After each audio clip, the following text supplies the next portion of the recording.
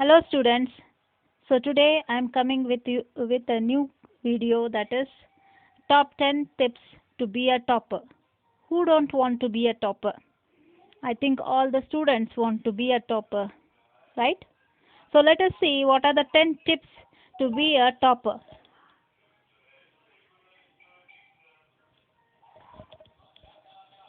So read the chapter thoroughly. So if you read the chapter thoroughly once before your teacher starts the chapter, you will understand or relate to the chapter easily. So first you read the chapter at home, and then when your teacher is going through the same chapter, you can go through all the points thoroughly and you can understand the chapter easily, and each one of the topic will be cleared. So first and foremost tip is read the chapter thoroughly. Then the second is concentrate in the class, note down the points discussed by the teacher. So I have seen in my class many of the students concentrate in the class and they note down the points which we discuss in the class, but some of them will be lazy to take down the points, and it will be very hard for them after when the exams come closer.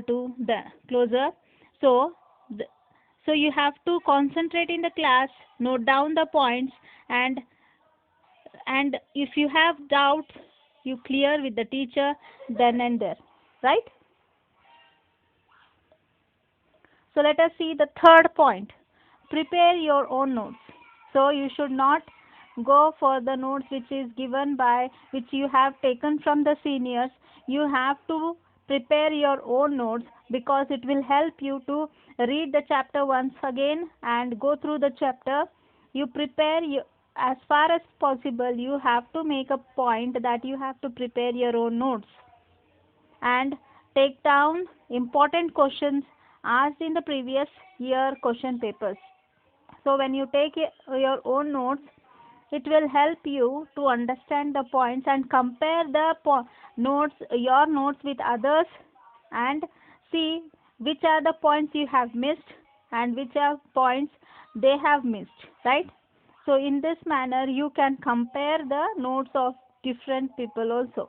And what you have to, very important point is, when you see the questions asked in your previous years from if you download from the internet or any other media, so you can understand what are the most frequently asked questions and you can concentrate more on them.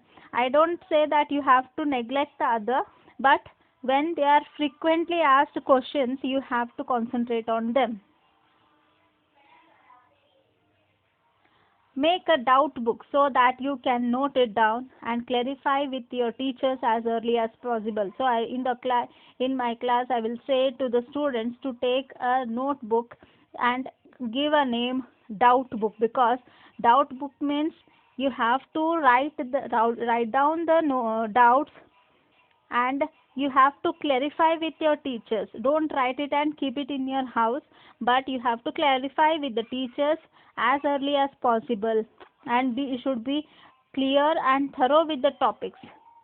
Okay. Then six, as always do home assignments given by your teachers. This will again help you to revise the topics. So always do the home assignments given by the teachers. So some children, they will neglect the home assignments, and as they have as the teachers will ask in the class, they will be knowing and they will bunk the classes, right? So this should not be done in the class, because assignments are for your uh, help. Okay, they will not, it is not like a punishment. You have to do the home assignments, right? So this will help you in your future studies in the exams. Okay, so when it comes to the revision, so once you read the chapters and again you keep the books in your cupboards, in your shelves, then you will only remove it when the exams comes near. But this is not correct. So if revising the chapters on regular basis is very important. So first of all, when you go through the chapter, the very next day you have to revise it. The first revision should be the next day. Second revision should be after 2 days. The third revision should be after 8 days. And the fourth revision should be a few days before exam. And the very next day before the exam, you have to go through all the points thoroughly and make a study timetable.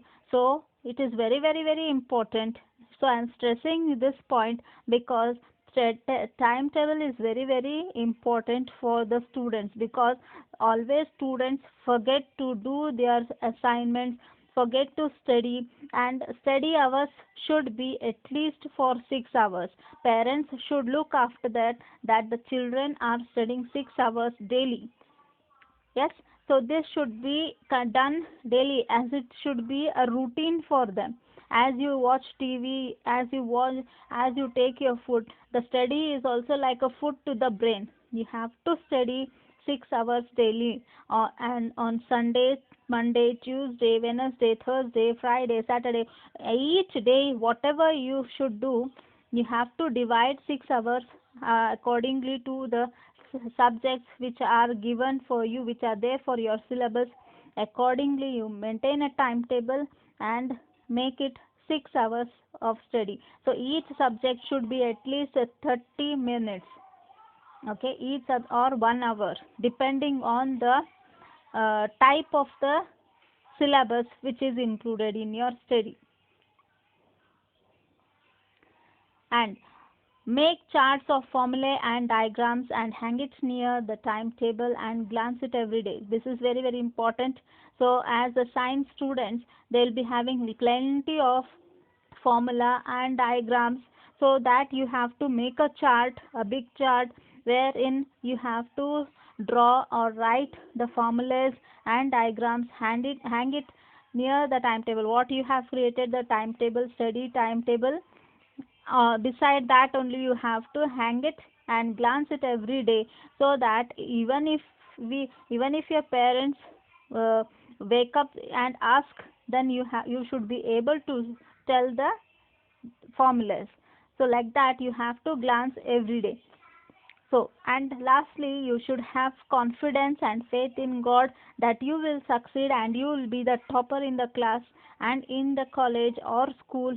And you have to work smart and study, go through the timetable, go through your syllabus, go through the question papers, and you see that nobody can stop you by becoming a topper in the class.